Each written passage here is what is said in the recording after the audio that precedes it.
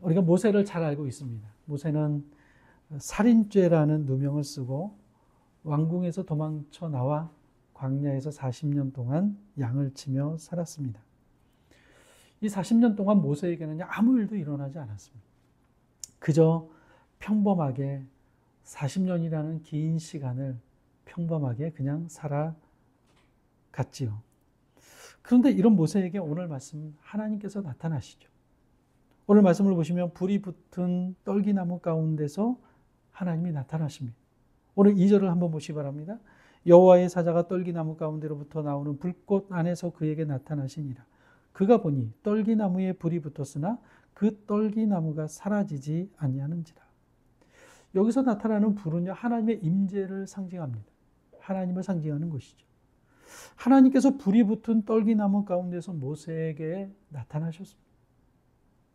모세가 불이 붙은 떨기나무에 가까이 다가가는데 아주 신기한 경험을 하죠. 떨기나무에 불이 붙어 있지만 그 불이 사라지지 않는 것입니다. 기적이죠. 보통 우리가 생각할 때는 불이 붙으면 타서 사라지는 것이 자연스러운 자연 현상일 것입니다. 그런데 오늘 불이 붙어 있는 그 떨기나무에 그 불이 사라지지 않고 계속해서 불이 타오르고 있는 것을 보게 되죠. 모세가 기적을 경험합니다. 그런데 여러분, 우리가 여기서 중요하게 보아야 될 것은요, 기적이 아니에요. 불이 붙어 있지만 불이 사라지지 않는 이 기적이 중요한 것이 아닙니다. 이 기적보다 더 중요한 것은 그 떨기나무 가운데서 하나님의 음성이 들렸다는 것입니다. 5절을 보시 바랍니다. 이리로 가까이 오지 말라. 내가 선 곳은 거룩한 땅이니 내 발에서 신을 벗으라. 하나님의 음성이 들렸다는 것입니다. 불이 붙은 떨기나무 가운데서 하나님의 음성이 들렸습니다. 여러분, 우리도 마찬가지입니다. 우리는 삶의 순간순간 하나님의 기적을 바랄 때가 참 많이 있어요. 저도 그렇고 여러분도 그렇고 삶이 어려워지고 힘들면 하나님께서 기적적으로 내 삶의 문제를 해결해 주기를 바랄 때가 참으로 많이 있습니다. 하지만 여러분, 기적보다 더 중요한 것은요, 하나님의 음성이 들려야 한다는 것입니다. 하나님의 음성이 들리지 않는 기적은 아무 의미가 없는 것이죠. 창세기를 보시면 하나님께서 사람을 창조하셨습니다. 하나님께서 사람을 창조하실 때 아무렇게나 만들지 않으셨죠. 하나님의 형상대로 사람을 만드셨습니다. 하나님의 형상대로 사람을 만드셨다는 것은 무엇을 의미하는 것입니까? 하나님께서는요, 사람을 창조할 때 그냥 다른 피조물처럼 창조하신 것이 아니라 하나님과 대화할 수 있는 존재로 우리를 창조하셨다는 거예요. 하나님의 음성을 들을 수 있는 존재로 우리를 창조하셨습니다. 이것은 인간만이 가지고 있는 특권인 것이죠. 오직 인간만이 하나님과 대화할 수 있는 존재로 창조되었습니다. 에덴 동산에서 아담과 하와는 그렇게 하나님과 대화하며 에덴 동산에서 삶을 살아갔습니다.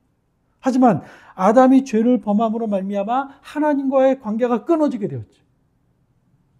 하나님과의 관계가 단절되니 더 이상 하나님과 대화할 수 없는 존재가 되어버렸습니다. 하지만 예수님을 믿고 예수님이 이 땅에 오심으로 말미암아 우리가 그 예수님을 믿고 죄사함을 받게 된다면 끊어졌던, 단절되었던 하나님과의 관계가 다시 회복이 되죠.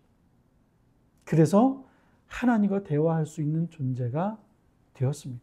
그게 바로 저와 여러분들이에요. 오늘 이 시간 우리가 이 자리에 와서 예배를 드리지만 사실 여러분, 우리는 엄청난 특권을 가지고 있는 사람들이에요.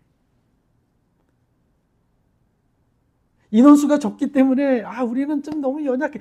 이렇게 생각할 필요가 없다는 거예요. 왜요? 우리는 하나님과 대화할 수 있는 특권을 가지고 있는 사람들이라는 거예요. 그러니 여러분, 우리가 얼마나 대단한 특권을 가지고 있는 존재인가를 잊지 마시기 바랍니다. 내 삶에 기적이 없다고 해서 너무나 낙담하지 마십시오. 기적보다 더 중요한 것은 하나님의 음성이 들려야 한다는 것이죠. 그 어떤 기적보다 하나님의 음성이 들리는 것이 중요한 것입니다. 그러니 여러분, 힘들고 괴로울 때 여기저기 사람들 찾아다니면서 위로 얻으려고 하지 마시기 바랍니다. 하나님과 대화하시기 바랍니다. 하나님의 음성을 들으시기 바랍니다. 하나님의 음성이 들리게 된다면 우리 인생은 기적이 없다 할지라도 우리 인생은 승리하는 인생이 될 줄 믿습니다. 그런 하나님께서 모세에게 말씀을 하십니다. 4절을 한번 보시기 바랍니다. 여호와께서 그가 보려고 돌이켜 오는 것을 보신지라 하나님이 떨기나무 가운데서 그를 불러 이르시되 모세야 모세야 하시매 그가 이르시되 내가 여기 있나이다. 하나님께서 떨기나무 가까이 오고 있던 모세의 이름을 부르셨습니다. 모세야 모세야. 여러분, 이 부분이 참으로 중요한 부분이에요. 이름을 부른다는 것은 무엇을 의미하는 것입니까? 이름을 부른다는 것은요, 누군가의 이름을 부른다는 것은요, 그를 안다는 것이에요. 그가 누구인지 안다는 것이에요. 하나님께서는 떨기나무 앞에 있는 모세를 아셨습니다. 모세의 이름만 아셨습니까? 그렇지 않죠. 하나님께서는요, 모세의 모든 것을 다 알고 계셨어요. 모세를 알았을 뿐만 아니라 하나님의 백성들의 모든 사람들, 한 사람 한 사람, 하나님께서는 그들 모두를 다 알고 계셨어요. 오늘 말씀 7절을 한번 보시면 같이 한번 읽어볼까요? 7절 시작. 여호와께서 이르시되 내가 애굽에 있는 내 백성의 고통을 분명히 보고 그들이 그들의 감독자로 말미암아 부르짖음을 듣고 그 근심을 알고. 뭐라고 말씀을 합니까? 내가 애굽에 있는 내 백성의 고통을 분명히 보았다고 말씀을 합니다. 그리고 감독자로 말미암아 부르짖는 저들의 그 고통과 근심을 하나님께서는 다 들으셨다고 말씀을 하시죠. 또 9절도 한번 보시기 바랍니다. 같이 읽어볼까요? 시작. 이제 내가 너를 바로에게 보내어 너에게 내 백성 이스라엘 자손을 애굽에서 인도하여 내게 하리라. 9절이죠. 잘 안 보입니다. 9절입니다. 시작. 이제 가라. 이스라엘 자손의 부르짖음이 내게 달하고 애굽 사람이 그들을 괴롭히는 학대를 내가 보았으니. 뭐라고 말씀을 하고 있습니까? 이스라엘 자손의 부르짖음이 내게 달하였다. 애굽 사람이 그들을 괴롭히는 학대도 내가 보았다. 무슨 말씀입니까, 여러분? 하나님은 애굽에 있는 하나님의 백성들의 고통을 다 보고 계셨다라는 거예요. 그리고 애굽 사람들이 이스라엘을 학대하는 것도 다 보고 계셨고 그로 인해서 하나님께 부르짖는 이스라엘 백성들의 부르짖음도 하나님은 다 듣고 계셨다는 거예요. 여러분, 이것은 매우 중요한 의미가 있습니다. 하나님은 다 아신다는 거예요. 하나님은 우리를 다 아실 뿐만 아니라 내가 지금 겪고 있는 고통도 다 아실 뿐만 아니라 내가 지금 하나님께 부르짖고 있는 그 부르짖음도 하나님은 다 알고 계십니다. 하나님은요, 결코 우리를 방관하시는 분이 아니에요. 우리는 때때로 하나님이 참 무심한 분이다라고 생각할 때가 있어요. 아니, 내가 이렇게 고통을 당하고 있는데, 이렇게 하나님께 기도하고 있는데 하나님 나타나셔서 내 고통의 문제를 해결해 주셔야 되는데 마치 하나님은 숨어 계신 것처럼 느껴질 때 우리는 하나님께 섭섭함을 느끼고 하나님은 참 무심한 분이라는 생각이 들 때가 많습니다. 아마 오늘 본문에 나오고 있는 고통 속에 있는 이스라엘 백성들도 마찬가지였을 것입니다. 내가 이만큼 하나님께 부르짖었으면 하나님 나타나셔서 나를 이 고통에서 해방시켜 주셔야 되는데 하나님은 보이지 않고 마치 살아계시지 않은 것처럼 느껴졌던 순간들도 많았을 것입니다. 이들뿐만이 아니에요. 성경을 보시면 하박국 선지자도 마찬가지고요. 예레미야 선지자도 마찬가지고요. 시편을 보시면 수많은 시편의 많은 부분에 있어서 악인들을 그냥 내버려 두시고 계신 것 같은 하나님에 대한 원망의 기도를 퍼붓고 있는 그런 내용의 시편들을 우리는 종종 보게 되죠. 그러나 여러분, 오늘 우리가 이 말씀을 정확히 보셔야 됩니다. 하나님은요, 결코 무심한 분이 아니십니다. 하나님은 누구보다 우리를 잘 아시는 분이에요. 내가 고통 가운데 하나님께 울부짖을 때 하나님은 침묵하고 계신 것 같고 숨어 계신 것 같지만 분명한 것은요, 오늘 하나님께서 이스라엘 백성들의 기도를 들으신 것처럼 우리의 기도도 하나님은 들으시고 우리의 모든 형편과 우리의 상황을 하나님은 다 알고 계시다는 사실이에요. 모세를 아신 것처럼 하나님은 우리를 아십니다. 이스라엘 백성들의 부르짖음을 듣고 계신 것처럼 우리의 부르짖음도 듣고 계십니다. 그러니 여러분, 어떤 상황 속에서도 하나님을 신뢰하시기를 바랍니다. 내가 원하는 때에 내가 바라는 일들이 이루어지지 않는다 할지라도 신실하신 하나님을 믿고, 그럼에도 불구하고 하나님은 살아계시고 하나님은 우리를 지켜보고 계신다는 그 사실을 믿고 끝까지 하나님을 신뢰하시기를 바랍니다. 지금 당장 내가 원하는 답이 나오지 않는다 할지라도 하나님이 언제나 옳으시다는 사실을 믿고 신뢰하신다면, 하나님께서 이스라엘 백성들을 애굽에서 출애굽해 주신 것처럼 우리의 삶 가운데 고통과 어려움 속에서 하나님께서 반드시 우리를 지켜주시고 우리를 인도해 주실 줄로 믿습니다. 계속해서 말씀을 보시면 모세를 하시는 하나님께서 모세를 사용하기를 원하시죠. 10절을 한번 보시 바랍니다. 이제 내가 너를 바로에게 보내어 너에게 내 백성 이스라엘 자손을 애굽에서 인도하여 내게 하리라. 하나님께서 모세를 바로에게 보내기를 원하십니다. 내가 너를 바로에게 보내겠다. 간단히 말하면 이것이죠. 모세를 통해, 너를 통해서 고통받고 있는 이스라엘 백성들을 내가 이끌어내서 내가 너에게 약속한 그 땅으로 너를 보내겠다. 하나님이 그렇게 말씀을 하십니다. 그런데 모세의 반응이 어떻습니까? 11절을 보시 바랍니다. 11절을 보시면 이렇게 말하죠. 모세가 하나님께 아뢰되 내가 누구이기에 바로에게 가며 이스라엘 자손을 애굽에서 인도하여 내리까. 모세가 당황을 합니다. 하나님의 이 말씀을 받아들이기가 너무나도 어려운 거예요.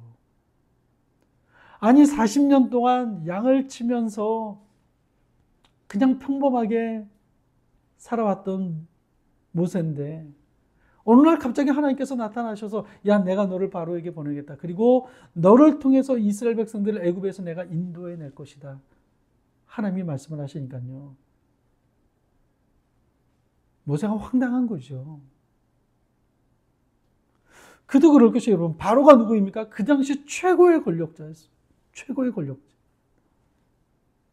40년 동안 광야에 있었던 모세가 애굽의 바로에게 가서 무엇인가를 요구한다는 것은요, 정말로 말도 안 되는 얘기예요, 이것은. 지난주 우리나라 대통령이 미국의 대통령을 만나고 왔습니다. 전 국민이, 저도 마찬가지예요. 트럼프 대통령이 뭐라고 얘기할까 노심초사하며 방송을 보지 않았습니다. 여러분, 지금 세계 각국의 모든 정상들이 트럼프 대통령을 만나려고 하면요, 모르긴 모르지만 엄청나게 공부를 하고 갈 겁니다. 말 한마디 실수했다가는요, 외교 참사가 일어나요. 외교 참사가 일어나면요, 그 나라가 완전히 큰 어려움에 겪게 되는 것이겠죠. 요즘 무서워요. 이 나라는 관세 몇 프로 하면 그냥 난리가 나고 주가가 올랐다, 확 올랐다, 확 떨어졌다. 트럼프 대통령 한마디에 전 세계가 요동치고 있는 것을 보게 되죠.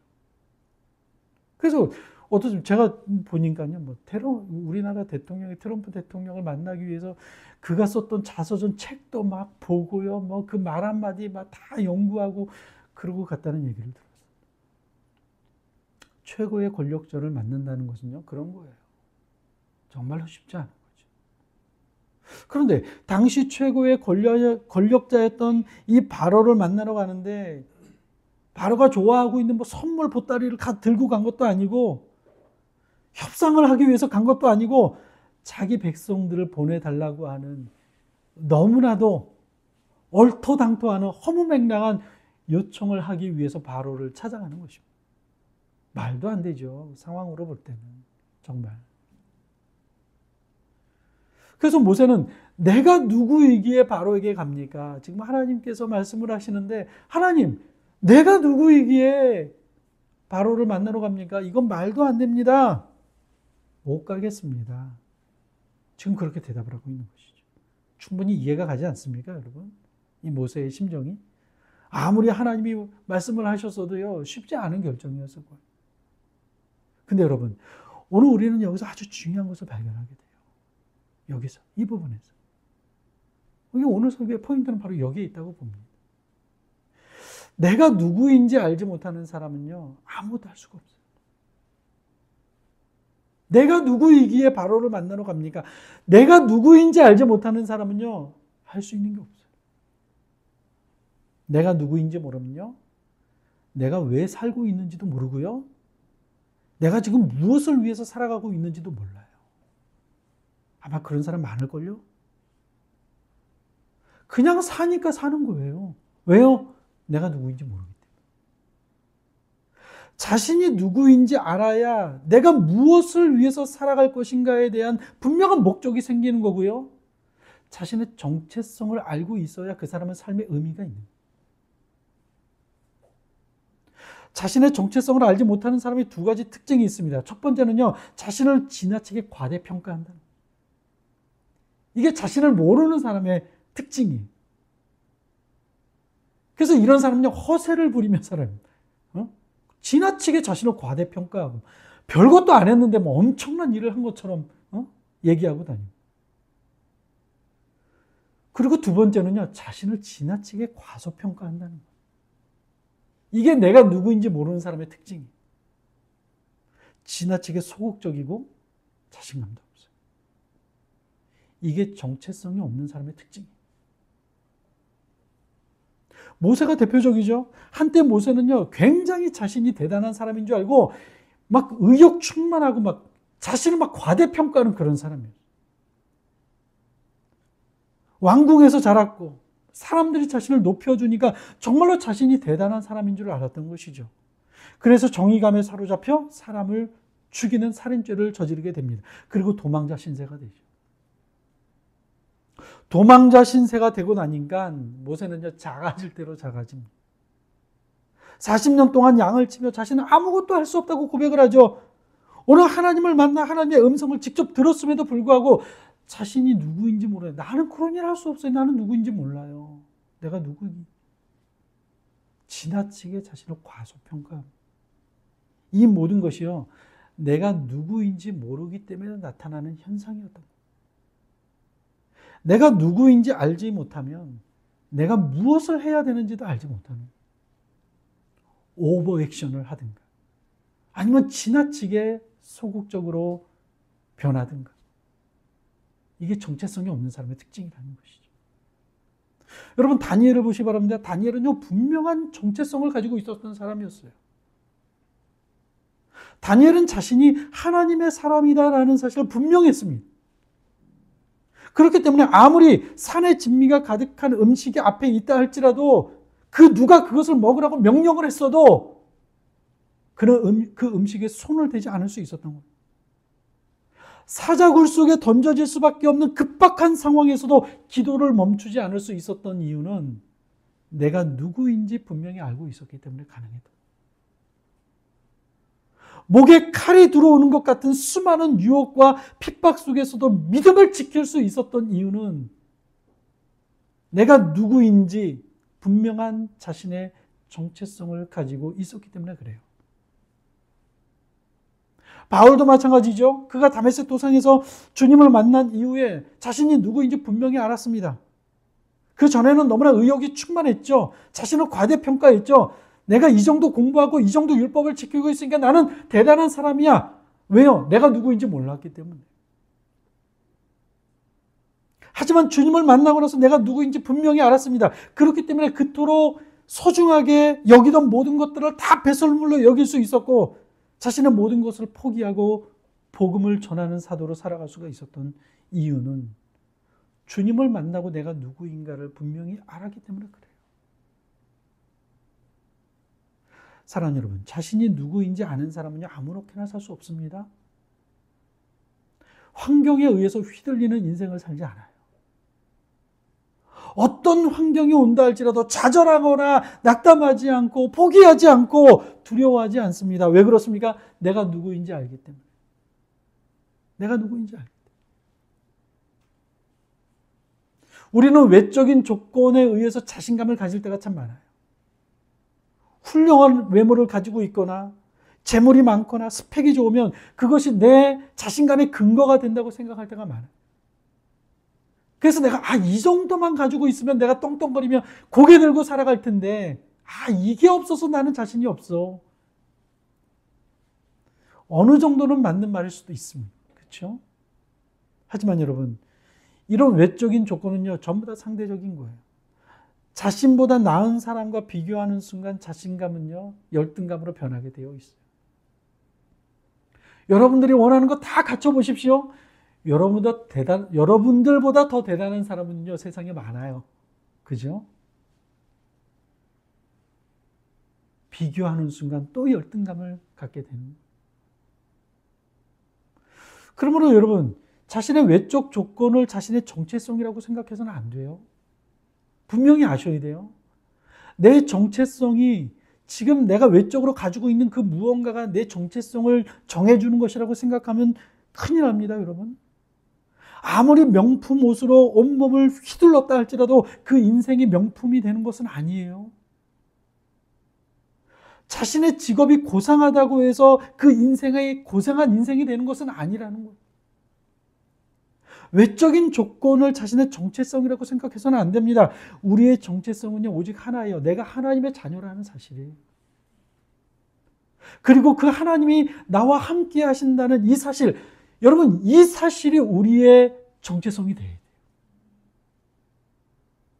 이 정체성이 분명하면요, 상황이 어떠하든 나는 주눅들지 않고요, 당당하게 이 세상을 살아갈 수가 있는 거예요.